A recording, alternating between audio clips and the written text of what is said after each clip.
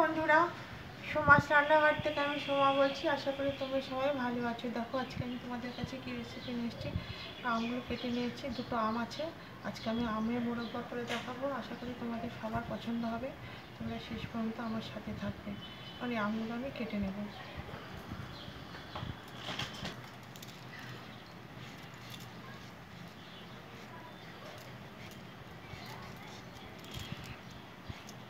আমি এরকম করে কেটে নেব আমটা।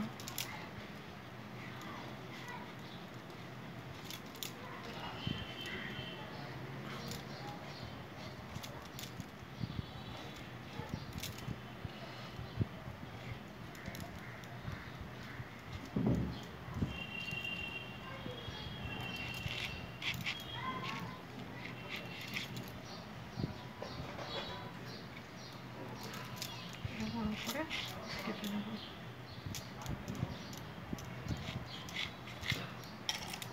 কেটে নেব বন্ধুরা। জল দিলাম, জলের মধ্যে নুন দিয়ে নেব।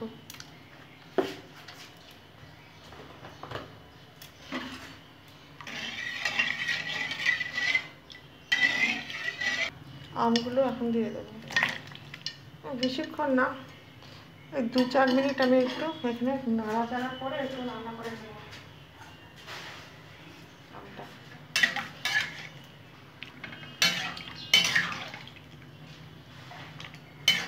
প্রথমে আমটা একটু নাড়াচাড়া করে নেব। চিনি দিচ্ছি 1 বাটি।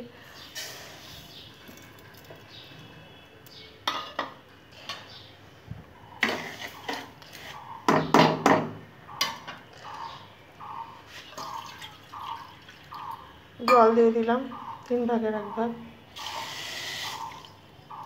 এখন এটা ফুটতে দেবো।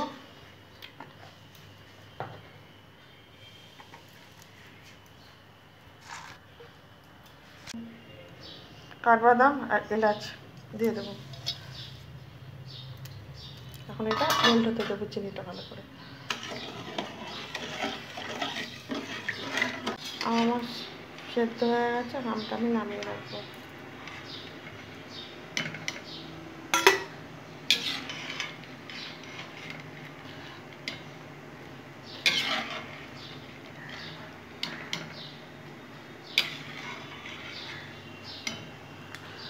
যে এখন রসটা দেখো কি সুন্দর করে জাল হয়ে গেছে। এখন আমগুলো আস্তে আস্তে আমি দিয়ে দেবো। এখন হাই হিটে আমি এটা নাড়তে থাকবো। আমগুলো গোটা গোটা থাকবে, একটু ভেঙে তোমরা চাইলে একটু হলুদ দিতে পারো, আমি আর দেবো না। সুন্দর করে আমি বেশ কিছুক্ষণ যতক্ষণ না চিনির রসটা শুকিয়ে যায় ততক্ষণ পর্যন্ত আমি এটা রান্না করতে থাকবো। আজকে ভিডিওটা দেখতে দেখতে যদি কোনো অংশ তোমাদের ভালো লেগে যায় তাহলে অবশ্যই আমার চ্যানেলটা লাইক, শেয়ার আর বন্ধু বান্ধবের মধ্যে তোমরা শেয়ার করে দেবে।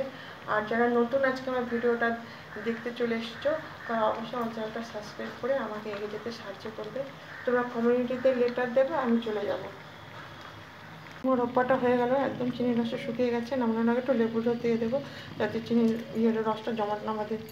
তোমরা এইভাবে অবশ্যই আমের সিজনে আমের মোরব্বা করে দেখবে, অসম্ভব ভালো লাগে। ঠান্ডা হলে আরও একদম জমাট বেঁধে যাবে। আমার চিনির রসটা একদম শুকিয়ে গেছে। বন্ধুরা, কেমন লাগলো আমার আমের মোরব্বা রেসিপিটি অবশ্যই তোমরা কমেন্ট করে জানিয়ে দেবে। আবার অন্য কোনো রেসিপি নিয়ে তোমাদের মাঝে হাজির হব। তোমরা ততক্ষণ পর্যন্ত সুস্থ থাকবে, ভালো থাকবে আর আমার চ্যানেলটা সাবস্ক্রাইব করে রাখবে। এরকম নিত্য নতুন রেসিপি তাহলে তোমরা সহজেই তোমাদের কাছে পৌঁছে যাবে। তাহলে আজকে আসছি, বাই, থ্যাংক ইউ।